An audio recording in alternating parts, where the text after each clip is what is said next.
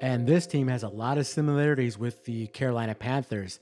They have a lot of new changes, and I believe the additions are way better than the people they lost. They brought a new head coach, and just like the Carolina Panthers, they had a crappy record last year, and that is the Las Vegas Raiders. The Raiders' team total prediction is 6.5 wins, and I like a lot of their moves they did this season. They bring in a veteran-proven quarterback in Geno Smith, and they bring in a proven winning head coach in Carrol. So there's a lot of moving parts. I don't know how many times the Raiders have brought in crappy coaches. I don't know why they brought in McDaniels. They just bring in terrible people. Aiden O'Connell, quarterback, and Minshew, Mustache Mania. No, thank you. They have brought in all these experiments, all these bums, and none of it worked out. They finally bring in a head coach who has a proven record, a Super Bowl winner, and a proven quarterback who can win and actually played in the playoffs, which God knows how long they had a playoff winning quarterback. So the Las Vegas Raiders, like I said, I think we're gonna like a lot of moves. You guys, I'm really liking. I think they can make some noise. But let's go over their offseason, their draft, and that's where we come out of this. So like I said, I like the additions way more than the people they lost. But let's talk about the people they lost. It won't take us that quick. They didn't really lose anybody of significant. They do lose Gardner Minshew and Desmond Riddler. Good riddance. See you later. Those guys weren't doing anything. They did lose Amir Abdullah. They're not really going to miss him. He was a good pass catch running back. But you know what? He was third, fourth running back. They're not going to miss him. Other than that, there's nobody really here worth mentioning. The biggest loss, I would say, is possibly Nate Hobbs and Trevon Moehrig, the safety they lost to the Panthers. Probably the safety, Trevon, is probably the biggest loss they had. Other than that, I take that back. Let me hold that back. They did cut Christian Wilkins. Now, Wilkins did not do that well with them, and he got hurt. So is it actually that bad of a loss? Probably not. They cut him for a reason. Nobody really knows why. There's some skeptical things why they said they cut him, but who knows? Yes, he was dynamite in Miami, but he wasn't really doing anything for them last year, so I don't think it's that big of a difference. But I think Trevon and losing Nate Hobbs, those are really the other names mentioning. Other than that, not that bad of a loss. But let's talk about their additions. This is where they made the most improvement, brought in some real great guys. Like I said, Geno Smith, an actually proven quarterback who can win. Now, Aiden Kano is his backup. I think Aiden Kano is actually a reasonably good backup. So that's a good 1-2 punch there. They do bring in Raheem Mostert. Say, hey, they needed help in the running back room. They had the worst. I said it last year during the season. They had the worst running back room known to man. Zamir White, Madison, Abdullah. Who are these? These guys wanted to start on a practice squad, and they had him starting in regular season games. So bring in Raheem Mostert on a cheap 1-year deal. I know he's hurt, but he's better than they had before. They bring in Philip Dorsett. He's all right, help with the kick returns. But let's bring up the guys who mean more. They bring Alex Kappa, good offensive lineman, 2-year, $11 million deal. Not great, but he is solid. They also bring in good defenders and Jermaine Pratt, good linebacker. They bring in Devin White, hoping that he could bring back some of that magic when he used to play on the Tampa Bay Buccaneers. He really didn't pan out for the Raiders, but if he could bring just some of that magic he had with the Buccaneers, that's not a bad signing. They brought back Eric Stokes. Eric Stokes had a really good couple years, more particular his rookie year with the Green Bay Packers. If he could regain some of the magic, that's a good signing. Jalen Smith, another solid linebacker, not too bad. But they also bring in Jamal Adams, another guy they're hoping to bring back some of that magic from what they had before. They bring in Jeremy Chin, decent safety, and they also bring in a brand new punter and another safety. But the main objective being the Geno Smith. Now, I know the defense has a lot of work. It has a lot of work still from what they brought in. They brought a lot of guys in on 1-year deals, hoping they pay off. But I still think the additions they did in the offseason for the offense and in the draft, which we're going to talk about, are going to pay dividends for this upcoming season. Now, let's talk about their draft, okay? They went and got the best running back in the whole class. That guy was dynamite from Boise State, and that's Ashton Genty. That guy is a killer. He's going to be the bona fide #1 running back, so he's taking over, which is going to help Geno Smith and those wide receivers. And now he has Raheem Mostert as a backup, which is not bad, and they have Zamir White and McCormick. So that's a decent running back. But Genty, that guy could go out the gate and rush over 1,000 yards. So good signing. They bring in Jack Beck, a wide receiver, had over 1,000 yards with TCU. I believe he was the sixth leading receiver in yards last year in college. Great. He's a burner. They needed him to help out Jacoby Myers and Brock Bowers. So great draft pick there. They bring in Darren Porter. He's kind of a project when it comes to cornerback, but they need the help there. So maybe he could develop during the season and turn out to be a decent to good corner. So they needed the help. They go draft a guy. They bring in Caleb Rogers, another guard. They also bring in an offensive tackle and Charles Grant. They need guys on the line to protect Geno Smith and help Genty rush more, because when you have a good running back, that protects the wide receivers and the quarterback.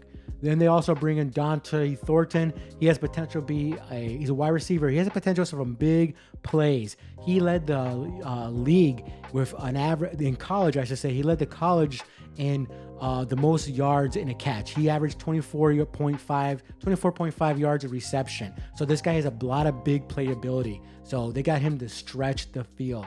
So they also, they brought in some defensive tackles in the 4th and 6th rounds, and they brought in more quarterback help and a linebacker. So I do like their first 5 picks. Actually, I like their first 6 pick, bringing in 2 wide receivers, 2 offensive linemen, and the number 1 running back and a cornerback. But right there, you can implement the offense, and it can help right away. So I'm really liking this draft class.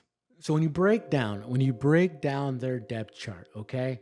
Geno Smith, Adam Connell, already a 1 good 2 punch there right away, okay? Then you have the running back room. Alshon Genty is going to raise it. They were the bottom. They were the 32nd ranked worst team in all football and came ready. Genty is going to raise it. Even if he goes from 32 to 20, that's dynamite for the Raiders, okay? And they got Raheem Mostert as a backup, really good. He got some speed left. Maybe he can, help and Genty out and learn the playbook. Just learn him the ropes of the NFL. So good pickup there. The wide receiver room, it's a better now just by signing Jack Beck, and Dante Thornton. So you got Jacoby Myers. I thought this guy was done. After he left the Patriots, I thought this guy's not going nowhere. He has turned out to be an actually good wide receiver with good hands. He's been dealing with Aiden O'Connell and Gardner Minshew, and he had to catch a lot of balls that are going this way and that way, and he proved he can do it. So not a bad. You got Trey Tucker, he's good. Not the best, but he's solid. Dante Thornton, the rookie, could go over the top, and you have Jack Beck, another guy who could go over the top. So not too bad a wide receiver room. Now, as obviously, their best weapon is the tight end. Mr. Brock Bowers himself, the guy broke the rookie receiving record for tight ends. The guy is just unbelievable. He's arguably now the best tight end in all of the NFL. I know he's had 1 year. I know maybe people, before they call him the best tight end, they probably wanted to see another year out of him. But I'll tell you what, there's a big argument that he's the best tight end now in all the league. So you might as well include him as a wide receiver. These are great weapons, okay? But let's get to the defense. The defense is what we have to worry about, okay? Max Crosby and Tyrell Wilson, these guys, Max Crosby, there's no doubt about it. This guy is an ace, dynamite. He'll kill you. This guy is he'll just sack you any day of the week. Tyree Wilson, he needs to step it up. He needs to show that he's worth that early pick, so they need him to step up, okay? Now, other than that, now it's like who's going to help Max Crosby, okay? It's going to be Jonah Lalu. Is he going to help out? Is it going to be Adam Butler? Is it going to be Malcolm Kuntz? Is he going to help out? Is it going to be the new guys, Jermaine Pratt, Devin White? These guys need to step up, especially Devin White. He needs to show that he's actually worth something, because he's still in his 20s, okay? He's kind of fell off since he left the Tampa Bay Buccaneers, but there might be something still be left in the tank. So don't just count him out, but he needs to step it up. Same with Jalen Smith. So can these guys and Jeremy Chin and Eric Stokes, who will be starting at the right cornerback, can they hold it all together? Because that's what they need for this team to go over their win total prediction. I think the offense is going to take a next step forward, but can this defense hold it together? Because their secondary was god awful last year, just terrible. So the new pieces, the safeties, they got new safeties. They have a couple new corners. They need them to step up. So you have to ask yourself these questions if you want to bet on the Raiders for them to go over their team total wins. The first question you got to ask yourself is their offense can be better. I believe it is. I believe because they have Pete Carroll as their head coach and they drafted Genti, I think this is going to be turning into a running team, and it's going to leave Geno to go over the top or throw down the middle and play action to Brock Bowers, to Jacoby Myers, or to Jack Beck, the guy who could go over the top, or Thornton. I think the two wide receivers they drafted is going to help the wide receiver room, obviously, but Genti's the key. I think the Raiders are going to turn into a full-blown rushing team, which is going to take pressure off the defense because it's going to keep the other defense on the field longer. And that's the second question we got to ask ourselves.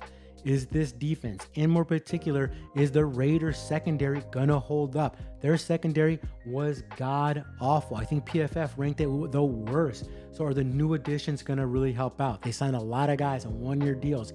Eric Stokes, Isaiah Polamalu. They brought in Jeremy Chin in a 2-year deal, okay? They have a lot of guys who are brand new on this team. They drafted that kid from Iowa to play corner. So is this defense, but like I said, the secondary, are they going to hold up? But I believe that their offense is going to be good enough, and the head coach, the wise man himself, Pete Carroll, is going to ride the ship in the right way, and the Las Vegas Raiders are going to go over 6.5 wins. You heard it right. I believe they will go over it. I think they will surprise some people. I think Pete Carroll, he's been through the ringer. I think with his coaching, they will get to at least 7 wins. So give me the over 6.5 wins when it comes to the Las Vegas